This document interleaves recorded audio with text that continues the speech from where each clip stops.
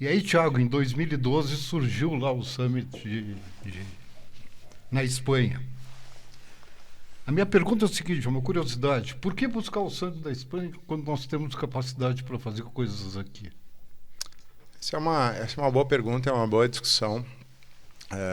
Quando a gente olha para os grandes ecossistemas de inovação do mundo, a gente encontra um comportamento bastante parecido, claro, com as suas especificidades locais, com a sua cultura, mas a maioria deles, e a gente, talvez nessa mesa aí, cada um esteja imaginando aquele que admira, e a gente está falando do Vale, sim, com as suas características, a gente está falando de Lisboa, a gente está falando de Madrid, a gente está falando de Tel Aviv, a gente está falando de Helsinki, a gente está falando de Toronto. Poderia citar aqui uma lista imensa. Todos eles têm pelo menos 5 pilares em comum e a gente identifica com muita clareza. O primeiro deles é um governo alinhado com a pauta da inovação, do empreendedorismo, da tecnologia, que coloca isso no centro como uma agenda prioritária. O segundo deles está relacionado à academia. Todos eles têm universidades de ponta, formando mão de obra, capital humano, desenvolvendo pesquisas com seus parques tecnológicos, enfim, todo esse ecossistema acadêmico, né? Todos eles têm ecossistemas aí propriamente dito, né, ou maduros ou em franco processo de amadurecimento com as suas startups, com seus unicórnios, com as suas aceleradoras, com as suas incubadoras, seus hubs, seus movimentos, suas comunidades e, claro, com todo o histórico das empresas, vamos chamar de tradicionais, embora não seja a melhor definição. Todos eles têm muito acesso a capital, o dinheiro é farto, né? Ou seja, o dinheiro, principalmente do venture capital, é uma coisa muito presente, né? E todos eles têm conexão global.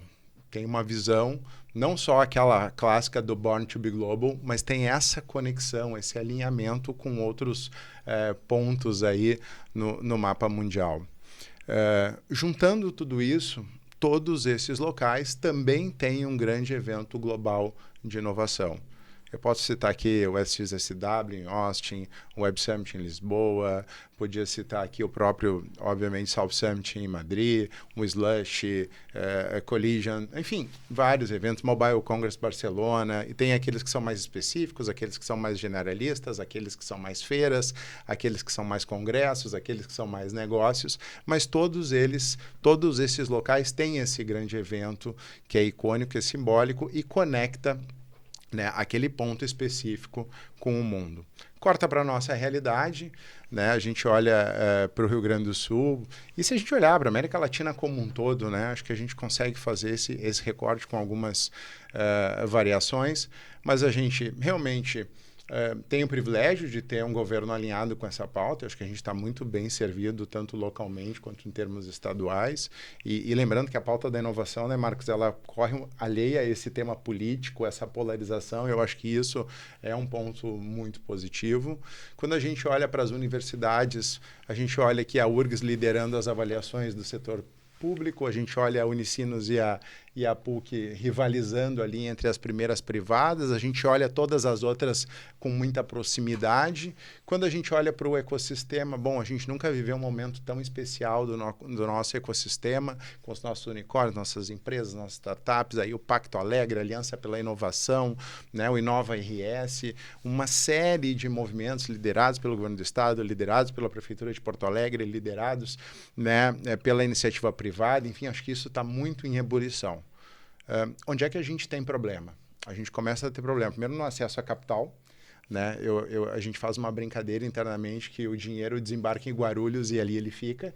E até está tudo bem, vai para empresas do centro do país e que precisam também tanto quanto a gente, o problema é que ele não é distribuído, né? E a gente também não tem conexão global. Mas isso é uma questão cultural nossa, a gente é um pouco ensimesmado. Eu faço uma figura para explicar isso, que é um garoto cria uma startup em Tel Aviv. Se ele não pensar global, não tem negócio. Israel não absorve o negócio dele.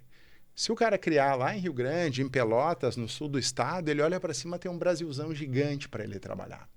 E aí, quando a gente encontra o South Summit, quando a gente se depara com o South Summit, ele reúne 3 coisas que a gente entende que faltavam no nosso ecossistema. Primeiro, esse evento global, né, que permitisse que o mundo de fato olhasse para a gente com uma perspectiva diferente. Primeiro, ele traz uma carteira de fundos muito relevante, ou seja, contribuindo com esse gap que nós temos de acesso ao investimento. Na época, a gente estava falando de mais de 70 fundos internacionais, então todos com cheques muito grandes. E aí eu estou falando de SoftBank, eu estou falando de Silver Lake, eu estou falando de BlackRock, eu estou falando de Catalyst, ou seja, realmente fundos muito relevantes. E quem está nos ouvindo aí, basta dar uma googada rápida e vai ver o que esses caras representam. E ele automaticamente nos cria uma linha direta da América Latina com a Europa, juntando Porto Alegre e Madrid. E nos coloca ainda num roadmap de expansão que tem um olhar para a América, que tem um olhar para a Ásia, que tem um olhar para outros continentes. Então a gente entendia e entende que de posse de toda essa análise, de todo esse estudo, de toda essa avaliação, né, nós carecíamos desse evento global e foi por isso que nós optamos e tivemos aí a felicidade de encontrar e conseguir trazer o South Summit para a América Latina, para o Brasil, para o Rio Grande do Sul, mais especificamente para Porto Alegre.